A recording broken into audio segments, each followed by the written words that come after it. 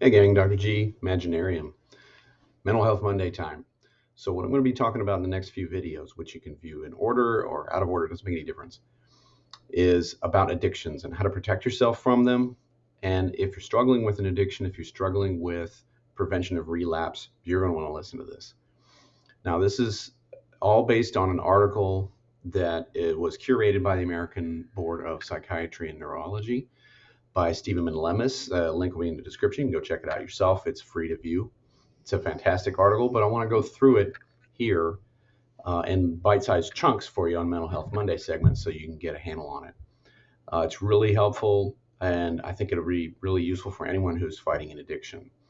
Now, first thing you need to know, of course, is what do I mean by addiction? I'm not just talking about substances here. Now, the article and much of the literature about addictions talks about specific substances, but as you may know, if you're familiar with the stuff that I talk about on this channel, I talk about an expanded view of addiction. I think there's many, many things that people can get addicted to other than substances, and a lot of it has to do with the similar neurobiology that's involved.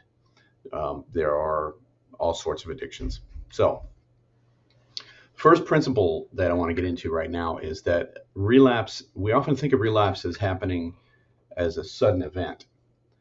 And you're just minding your own business and then boom, you relapse. That's not how it works. Okay, relapsing is a gradual process, and it's one that you can stop before it gets too far gone and you actually relapse into whatever it is that you're trying to avoid. And the first step that you need to be looking out for is something called emotional relapse. Okay, this is the first stage that Melemis talks about in this process. Now, how do I identify that I might be in the stage of emotional relapse? Emotional relapse is obviously something that happens before the actual relapse, like a physical going back to a substance or a behavior or something or other that you're struggling with. And interestingly enough, the emotional relapse state can be identified by a number of behaviors. First would be if you're bottling up your emotions and you're not sharing them. Interestingly enough, this is one of the signs of emotional relapse. Isolating. If you're a person that goes to meetings, for example, like AA, if you notice it's skipping a few here and there, that could be a sign of emotional relapse. Going to meetings but not sharing, that's another one that people do. Or if they go to, and by meetings, I don't necessarily mean it has to be structured meeting like AA. Any sort of social gathering, really, this sort of counts. And as part of the strength of the AA system in general, is that they seem to recognize on some level that the social nature of the meeting is one of the major strengths in helping people stay sober. Focusing on everybody else's problems. Now, this is something that I think a lot of folks are guilty of, and they justify it in their head by saying, well, I'm a good person, I'm really trying to help, and that's all true, but at the expense of yourself is the problem. You don't want to do that. You deserve help just as much as everybody else does. So if you're one of those people that pours all your heart and soul into everybody else's issues at the expense of your own, that's actually a sign of emotional relapse. You don't want to do that.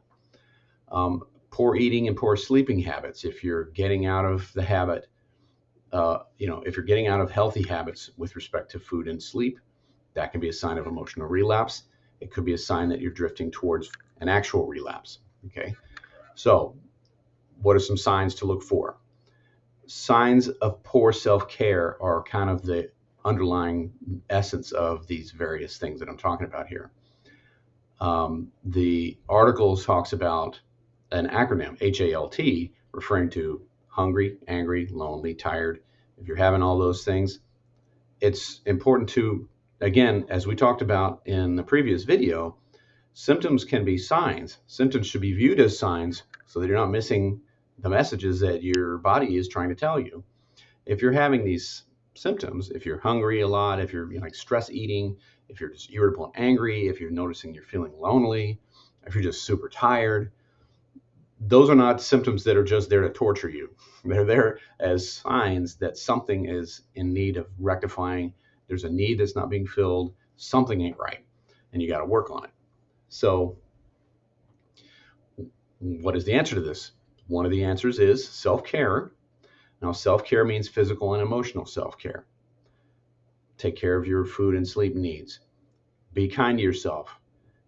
Give yourself some time and space for just you, for fun. Okay, don't worry about being selfish and so forth and so on. Chances are you're not going to be on that side of the spectrum in terms of givingness if you're having these symptoms as a result of burning yourself out. Now, the reason why you want to take care of this now is because if you don't, the poor self-care can lead you from emotional relapse into mental relapse. And that mental relapse is what we're going to talk about in the next video. In general, what you're looking for is if you notice that you're feeling restless, irritable, uncomfortable in your own skin, that's a sign that you're already transitioning out of emotional relapse into mental relapse. Okay. So I wanted to just give you that segment of this whole process first. Chew on it, think about it, process it. If you've got questions, drop them down in the comment section, of course. Also, if you like this kind of stuff, give it a thumbs up, subscribe to the video. I got plenty more of this kind of stuff down the pike for you.